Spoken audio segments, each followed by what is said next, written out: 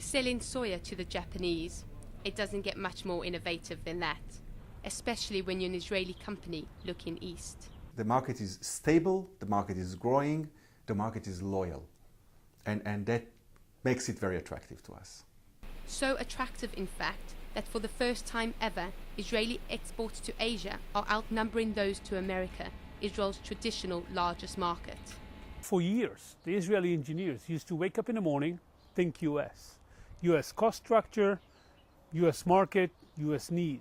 Now, if you look today, the evolution is that China, India, Korea, the whole Asian market is becoming a target market for the Israeli products.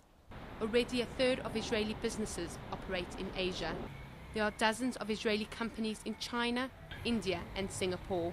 Tel Aviv is more than 7,000 kilometers from Beijing, but as more and more Israeli exports target the east, people here are fond of saying Israel is preparing for an Asian future. With an annual turnover of some $500 million, Nilit is one of Israel's leading exporters to the east. More than a quarter of its profit is made in Asia. We are now talking more and more Chinese, while we are seeing a stable situation in Europe and even a decreasing position in the US market. It's not that Israeli companies are shunning the United States.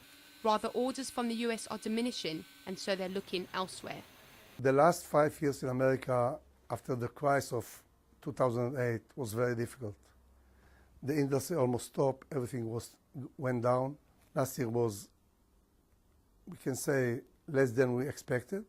And this has the Israel Export Institute somewhat worried that when the US economy recovers, there's no guarantee Israeli companies will be able to recover lost market share.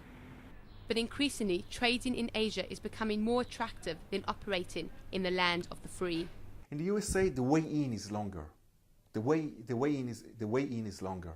There are more barriers and there are more obstacles, and you have to be very patient. While in the east, dividends come fast. Israeli exports to Asia are growing at a steady pace, and in the last year alone have increased by 9%, proving that selling soya to the Japanese leaves a very satisfying taste. Heidi Sleer, Channel News Asia, Ashdod.